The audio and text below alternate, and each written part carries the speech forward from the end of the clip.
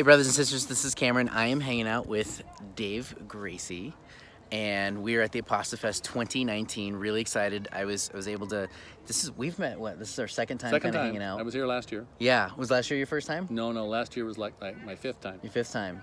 How is so? Fourth time, something like that. How did you hear about it, the Apostafest? Well, after we were Dissfellowshiped, the year after we were Dissfellowshiped, my wife stopped coming. Actually, I'm gonna pause for a second. Squeeze closer so I can get you a camera. All right, there we go. We went to meetings for. I went to meetings for 2 years, but after the first year, my wife stopped attending, and she found the Apostafest online at JW.net, Jehovahs Witness.net. So she wanted to go that second year, which was 2012, and so I didn't want to go. I was still trying to get back in the organization. So she went by herself, and I said, if you want to go, go.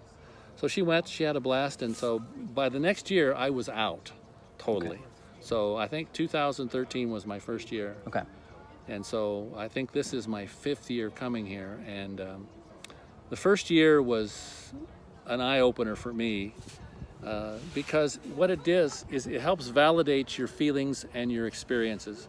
When you're first Dissfellowshipped, I was in the organization, I was 62 when I was Dissfellowshipped. So I was raised in the organization, and so was my mother. She was born in 1913. And so right before the big year, oh my God. Yeah. And she actually went to the 31 assembly where she got the name Jehovah's Witnesses. But you feel validated because you think you're alone and there's nobody else experiencing what you're experiencing. Right. No one else feeling what you're feeling. So when you come here and you meet all these happy people who are out and awake and happy for being awake, it's a total validation of your feelings. It is the best feeling in the world to know that other people are out and happy and have no regrets, are not afraid of Armageddon. They fear nothing, and they love life, they love people, they love their life. And so that is a very liberating experience. I can agree. That's exactly how I felt. Was like, oh my God, these are my people. Right.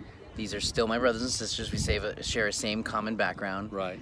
I'm not crazy. Right. I'm not nuts. We have all been through hell and back.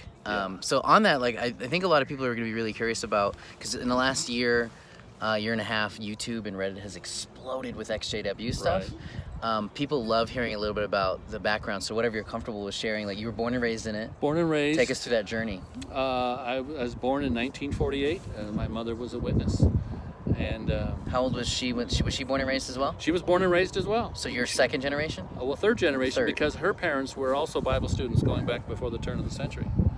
Before they became Jehovah's Witnesses, right? Well, before they, in Russell's early years, they were back before 1900. Wow.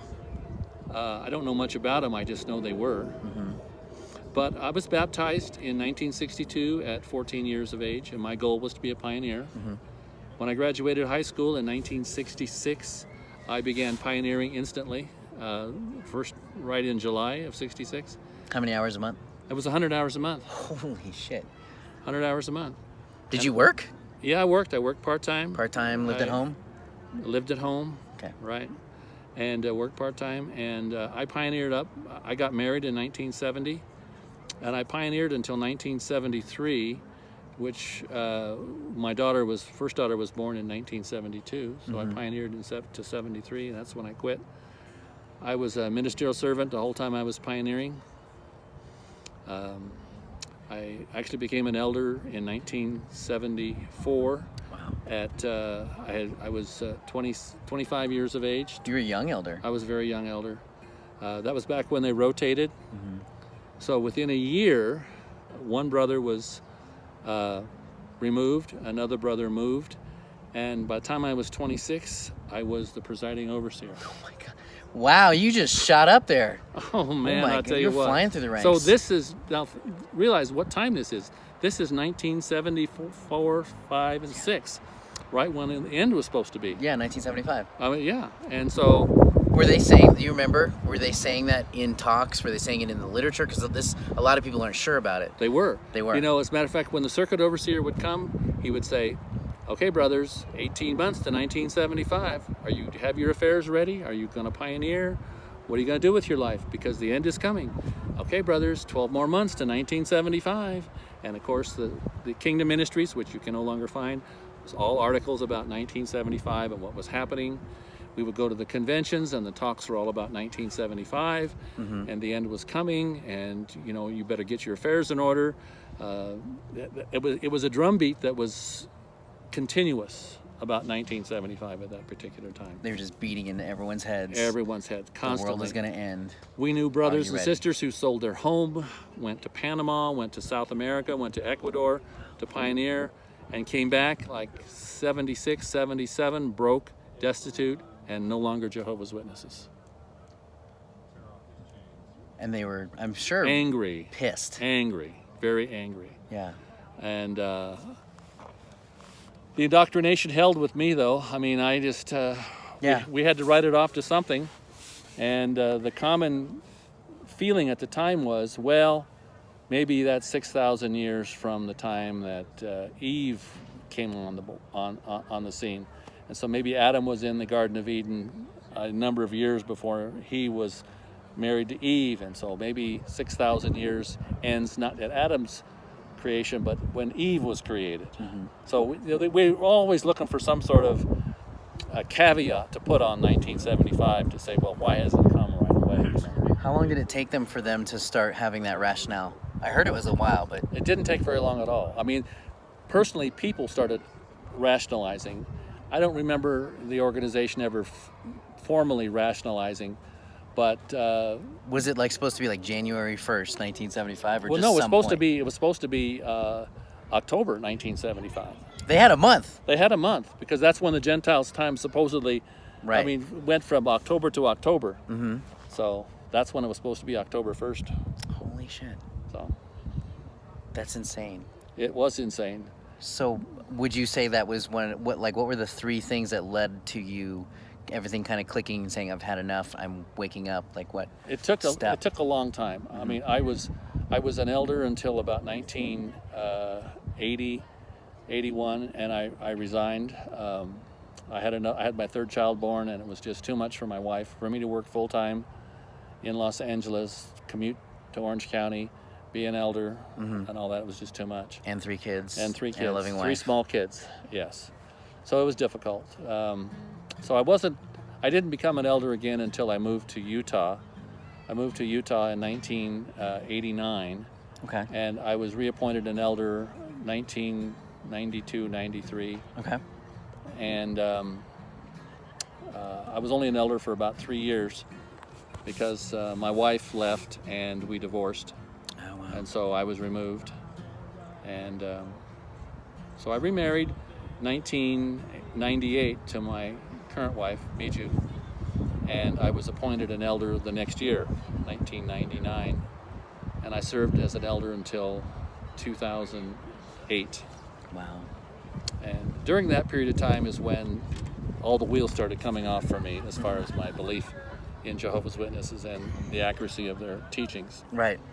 And so I remember you had mentioned that earlier. There was a lot happening. Right. So in 2008, and I'm only going to talk briefly about this because there's a lawsuit involved. Okay. One of my stepchildren was raped and disfellowshipped. The elders used a audio tape of her rape that they obtained from the rapist to convict her at a judicial meeting that she was not a victim, but a participant in her own rape. Oh my God.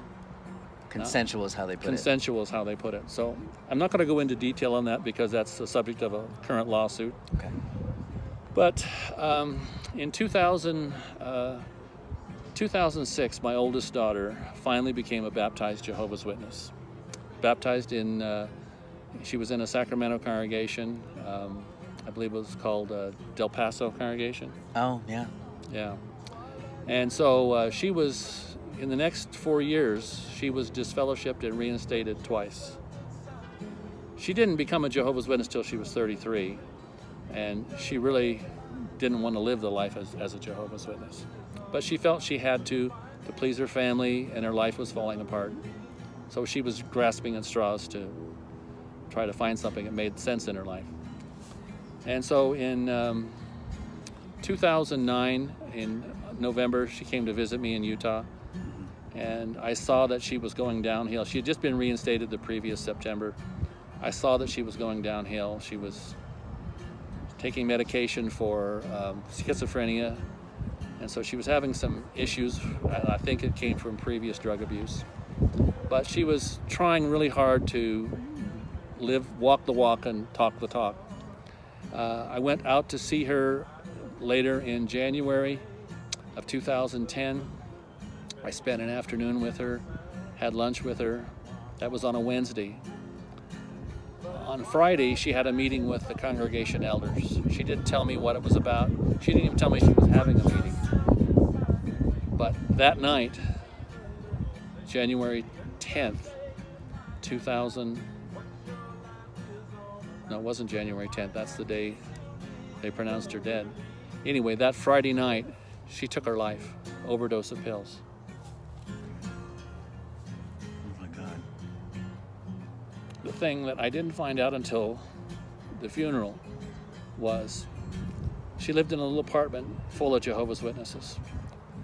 And the sister that she was was helping her get to meetings and so forth because she didn't have transportation, walked by her room Saturday morning after she ingested the pills and saw her laying on the floor in the window. She was supposed to take her in service. She didn't knock on the door. She didn't try to see if anything was okay with her. She was passed out on the floor. Walked right past her. The next Sunday morning, she was supposed to take her to meetings. She saw her laying on the floor again, passed out in the same position, hadn't moved. Food was splattered all over the floor, and she did nothing. Monday morning, she looked in and saw her laying there on the floor, same position. Did nothing.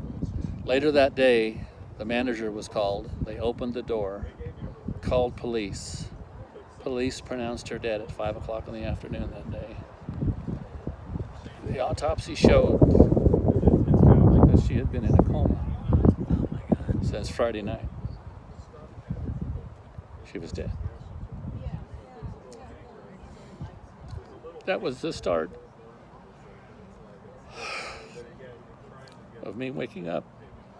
Took me a little time from that, but later that year, the elders who had played that tape of my youngest stepdaughter were found guilty of child maltreatment by Child Protective Services. We were later disfellowshipped because we were accused of causing divisions and speaking against the elders. So I was forced out. I was still a believing Jehovah's Witness at that time, if you can imagine. It took me another year of attending meetings in 2011 to start to wake up. My wife woke up during 2011. She discovered JehovahsWitness.net and did a lot of research. It took me the rest of 2012 to fully wake up. I read everything I could read. I fully informed myself of the history of Jehovah's Witnesses, their beliefs. I wanted to make sure to myself that I wasn't missing something. I wanted to make sure to prove to myself that Jehovah's Witnesses do not have the truth. That I didn't have to fear Armageddon. That I didn't have to worry about seeing my mom in a resurrection. I became fully convinced in 2013 or 2012, and I quit going to meetings in March of 2013 and have worked ever since locally to help young Jehovah's Witnesses who are asking questions in my area, who want to leave and want to know the truth. And if this story helps anybody, I would hope that they take from it that shunning can kill. And it killed my daughter because she didn't want to be shunned again, a third time. And it's serious. You know, if you want to practice your beliefs, if you want to be a Jehovah's Witness, that's fine. I respect Jehovah's Witnesses. I love the people. I do not believe in their theology. And what they do to scare people, to intimidate people, to make people afraid of the future is wrong. It's a fear tactic. And fear does not bring love. People don't love out of fear. They love because they know the truth. And so I would encourage anybody listening to this to make sure they know the truth about the truth and not shun anybody, because it can have serious consequences. That would be my message. Thank you so much for sharing that. And that do your story. research. Do your research. Do not, I mean, listening to YouTube is great. Kameron's channel is wonderful. But you have to put that with serious reading and research as well.